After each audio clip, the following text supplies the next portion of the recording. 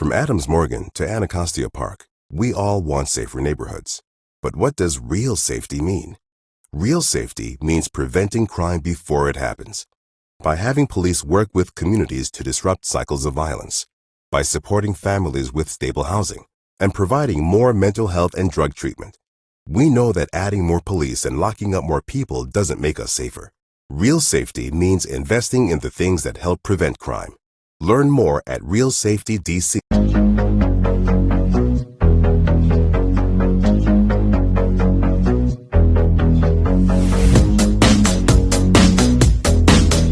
What is up, everyone? Welcome to a brand new day full of chaos. As you can see behind me, I have a lot of crap everywhere.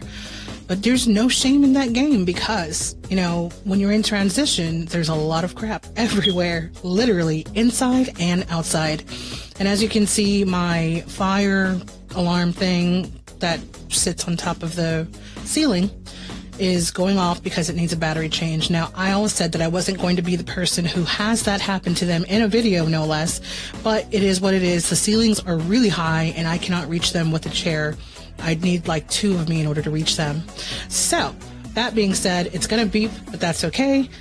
That's not something we can fix in post unless it's at a point when I'm not talking, but I just wanted to jump on really quick and talk to you guys about what's to come. So at the moment, I am revamping my house and kind of figuring out where things are going to go. I'm going to have a brand new... See, told you. I'm going to have a brand new studio upstairs, which is primarily for contracting out to to rent out a space where people can film and where they can record podcasts. I myself host and also produce and direct. So I will be hiring out, good God, I'm sorry. I will be renting out certain parts of my house in order to be creative and also, get that extra bread. So I have the skills to edit and also to help direct and do all kinds of things, whether it be podcasts, whether it be video, whether it be whatever. If you want to record a solo album and you just want to do like a kind of raunchy, raw set, I can do that. If you're in DFW, mind you, I'm not equipped to really do anything at the moment out of the state unless you're paying for flights. But anyway, that's besides the point. I'm going through some life changes and some people know, some people don't. Not going to go there today or probably not at all just because I don't need to, right? I don't really need to. I mean, I don't know. For me, a way to process things, whether it be emotions or difficulties, I tend to do that with video or with audio, but primarily with video. So things that I've written and work that I'm working on, I tend to put my emotions and all of my issues in that material, which is good creatively. But personally, I could probably stand to sit by myself for a while and actually really reflect on what's going on. But creatively speaking, it's a great thing because I'm able to work out all of my frustrations, all of my ghosts that I need to face. I can work all of that out myself. Not to say that therapy and talking to people is not the best, because it is one of the best resources that you can have, especially when you feel like you can't talk to anyone. That's the moment to talk to people, whether it be someone that you feel you're close to or someone that you've never spoken to. If it's a trained therapist or even a therapist online, I can't recommend it enough, because the moment that you get to actually start letting out these things that are bothering you, the better that you're going to be for all of the people in your life, for your workplace, for your family, if you have a family. And if you don't have a family, then, take the opportunity to go out and venture out. And when it seems that it's kind of hard to meet people, I think that there's still resources out there where you can meet people, such as meetup.com. And I'll tell you a story. So one time when I was feeling extra lonely, I mean, that sounds really weird, but I was lonely. I just started going through this whole divorce thing. And then I decided that I was going to make some new friends, especially friends in the latter 30s and 40s ranges, right? Those are hard to find. So I went to meetup.com, looked for, stuff, groups with similar interests, and I found one called 30s and 40s. Sounds simple enough, right? So I show up at the event, and it's at a coffee house, which who doesn't love coffee? If you don't, there's something wrong with you. Just kidding. But I go to the coffee house, and then I meet this giant gaggle of people that were all looking to make new friends and meet strangers. And it was just so much fun. I actually had dinner with one of them at another time, and met some people at the Flying Saucer as well. So there are so many different groups out there on meetup.com. I can't recommend it enough, because it just forces you to leave your house and forces you to leave your comfort zone. And by the way, if you're trying to personally grow, leaving your comfort zone is the most ultimate best thing you could do for yourself. And that makes no sense. That is the worst, the worst English sentence I've ever uttered. It just does not make sense. Oh my goodness. My English teacher's probably rolling over in her grave right now. I hope she's still alive. But, yeah, the best thing you can do for yourself is get out of your comfort zone and do things, whether it be attending events to make friends or following your passions. What's your passion right now? What is it? No, not what are other people's passions, not what you think other people want you to hear, but what's your passion? Oh, wait.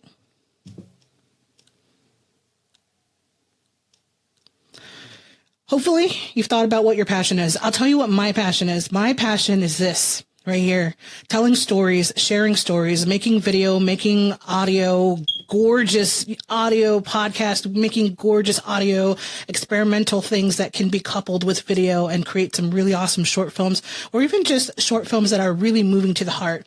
I often say this, and it's a weird flex, but my flex is that I can make people feel things and make people cry. And that's something that I find very dear to me, which is really strange. It's a weird flex. I told you, I just tap into emotions so well, because when I was younger, all I did was observe people.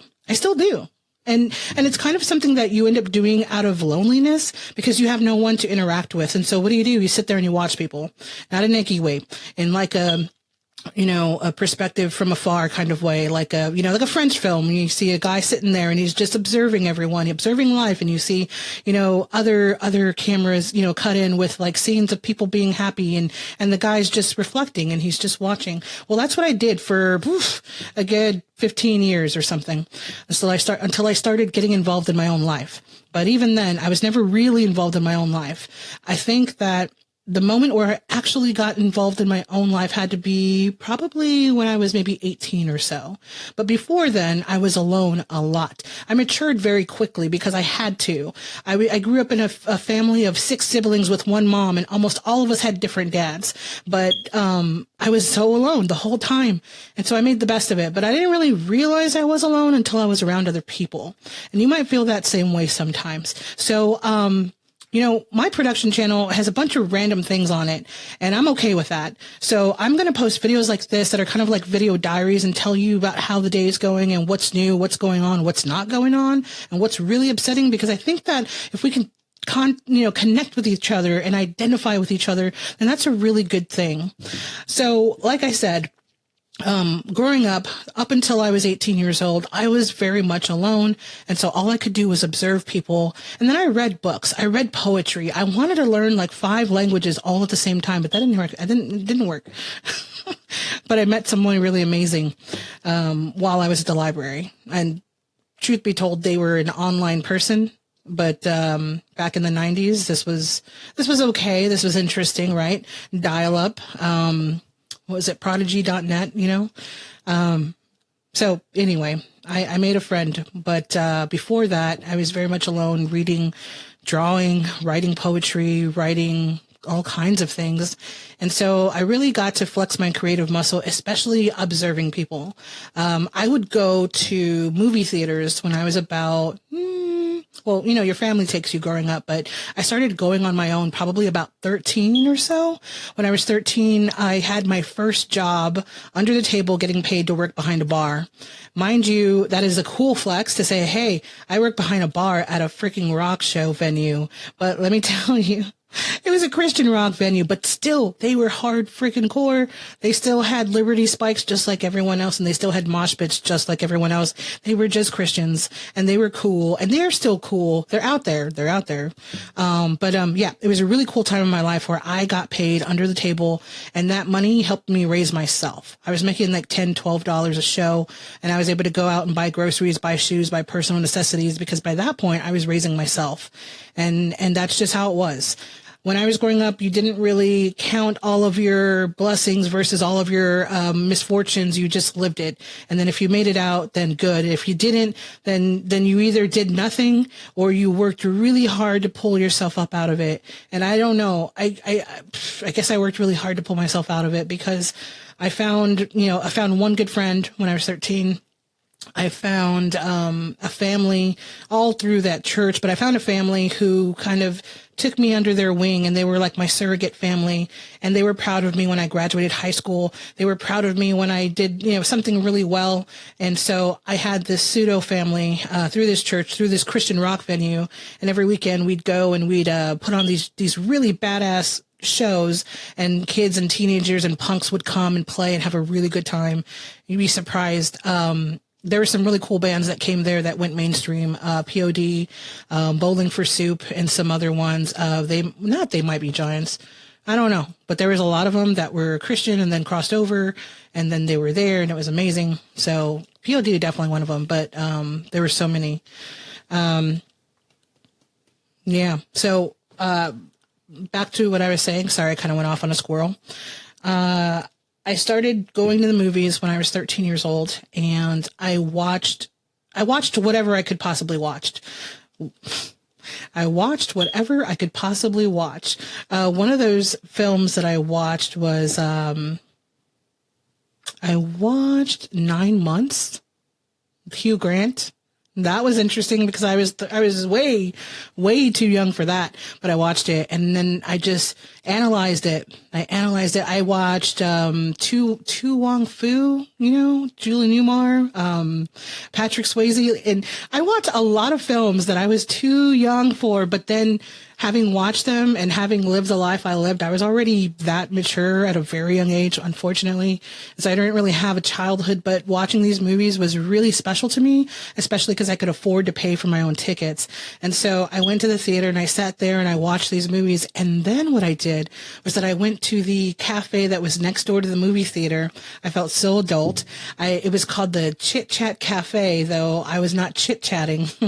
I sat down and I'd order, food or hot beverage, and I'd pretend to be an adult, and I was analyzing these movies.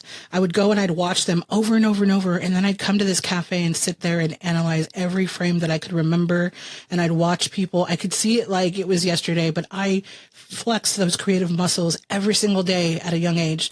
I remember writing books when I was in the second grade for my class to enjoy. So I was already doing a lot of creative things. And so fast forward to today, because there's a lot in between that I want to go over, but I'll go over it in the next episode, just to kind of space it out, because we've already been working on this for about 12 minutes now, and I don't want to keep you too long.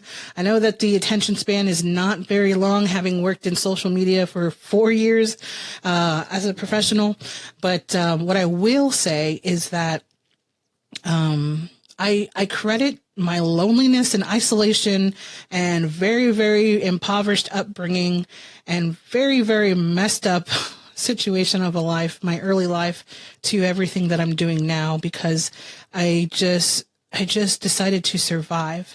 And I survived through media, through music. Started playing the flute 12 or 13, and I still play. I played in an orchestra. And so embracing all of the creative arts is what really saved my life. And it gave me a purpose, and it gave me something to strive for, regardless of who is watching or who is beside me. So I encourage you that, if you're a creative type, please follow your passions.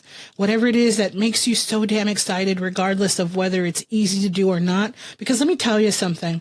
All of the equipment that I own, I don't own all of it. But the stuff that I do own is POS. And that's because I was brought up with nothing. And so I still have nothing, but I've learned how to utilize nothing and very small things to make a very big impact. Let me tell you one more or two more things.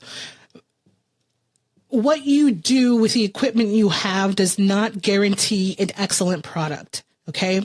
Doesn't make the best video that goes viral. It doesn't make the most popular video or the most beautiful product. Okay. You can use all the filters in all the world. You can use all of the best editing software. You can use CapCut. I would never admit that because I never use CapCut, but you can use all these out of the box creation tools all you want. But if your passion is not there behind your work, then it automatically sucks. Okay. So do your work, do your creative works with passion. Passion, period. If you are not in it, then get the F out. It's flat out. If your heart is not in what you're working on creatively, if you're just doing it to fill up a monthly calendar, if you're just doing it to make a buck because one brand told you that you should do this for $2,000 and they'll give you, money and product. If you just say that you like it, that's messed up. I've been around that. I've seen it. I've hired people for things like that, but I never once compromised my values. So I could say that for sure. If there was a project I didn't believe in, I sure as hell didn't take it. And then I took 5 months off, which, that was a long break, but another episode, we'll talk about that. But ultimately follow your creative passions. If you're not passionate about it, then what the hell are you doing? Go find what it is you're passionate about. This is it for me. This is it. Video, film. I say it again, documentary film is one of the things that I'm working on, and I'm trying so hard to do it all the time or as much as I can, but stuff is expensive. And so I have another job. I have my own production company and I work when I can, but I have another job to pay the bills. And it's okay. It's okay. It's okay to have multiple jobs to pay the bills. And it's okay to have your hustle on the weekend. It's okay to do your creative stuff after hours. Do you know sometimes that I go to sleep when I can? I'm an insomniac, but when I do go to sleep early enough because I'm so effing tired, I will wake up at 2 a.m. and start working on videos or projects that I'm supposed to do. So that way I could actually get ready for work at 5:30. So that's the kind of passion I'm talking about, is do it when you can, where you can, with what you can, but don't worry about what you have and what someone else next to you is doing, because that's not what it's about. If you're concerned about your friend's film and how it just went viral or how he's working the circuit now in the indies, that's not important. Your work is important. What you're doing is important. And if you don't feel like it's important, then just keep on working at it, because eventually it's going to be done. And that's when you should be proud of yourself. Be proud of yourself for getting up every day, and be proud of yourself for just breathing. That's enough. From Adams Morgan to Anacostia Park, we all want safer neighborhoods. But what does real safety mean? Real safety means preventing crime before it happens. By having police work with communities to disrupt cycles of violence, by supporting families with stable housing, and providing more mental health and drug treatment. We know that adding more police and locking up more people doesn't make us safer. Real safety means investing in the things that help prevent crime. Learn more at Real Safety DC. But I digress. I digress way too much. There was a lot that we just went over there, but it just makes me so mad when people are not passionate about what they're doing. That's really weird. I never realized that. For me, this is everything. It's always been everything. Storytelling, being creative, and being able to just put your soul out there for someone else to receive, and to have someone see the world as you see it. That's everything to me.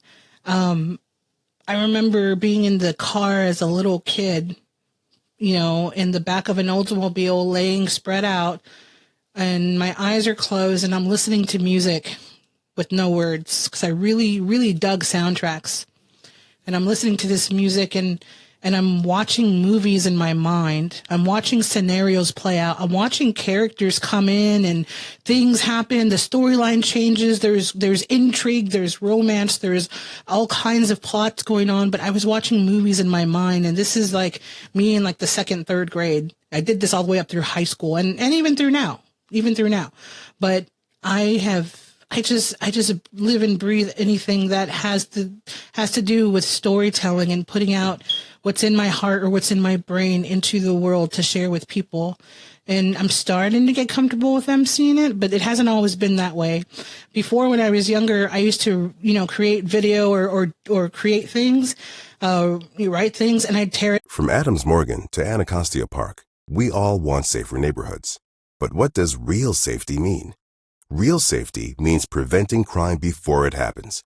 By having police work with communities to disrupt cycles of violence, by supporting families with stable housing, and providing more mental health and drug treatment.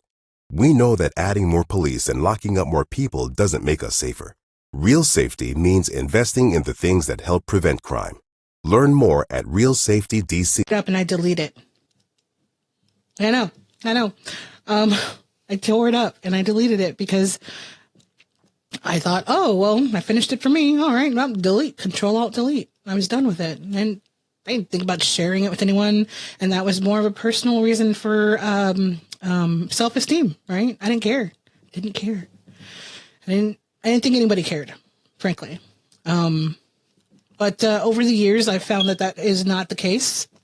There are people that care, there are people that don't care, and there are people that will take advantage of you like nobody's business, and you'll think they care, but they really don't, and it takes you a long time to find out, and that too will be its own episode. But ultimately, the point is follow your passions. Today, I'm following passions before I have to go to a birthday party. My house is a mess. I'm cleaning it as I go. I'm preparing a studio, but I just wanted to stop here and talk to you and spend time with you and let you know that you're not alone. I support you. The whole world supports you. And let's follow and support each other. I will gladly do episodes on products that are badass and products that are not. Products that are $5 that look like they are $500 and they work like gangbusters. So follow, subscribe, whatever. I've much to share and much to create and much to do with you. So don't forget to be vivacious. I am Vanessa the Vivacious, and God damn it, I've earned it. I've earned that title. I have a missing tooth. It bothers me all the time to see that on camera, but it's a kind of a badge of honor. I chipped it and then lost it on location, and then I had a scat. So don't mind me if ever I kind of like tailor how I'm speaking just because it bothers me, but that's my cross to bear. I'll deal with it eventually. But until next time, don't forget to be vivacious, and just enjoy the hell out of your daily life. Thanks for being alive, guys.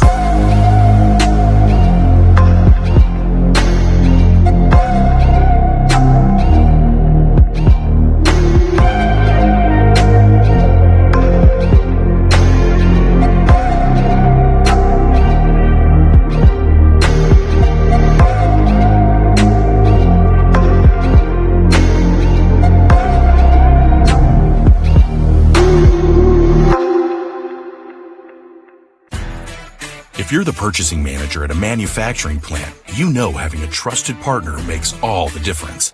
That's why, hands down, you count on Grainger for auto reordering.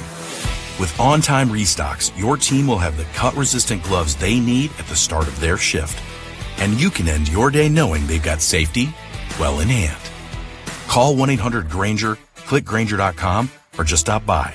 Grainger, for the ones who get it done.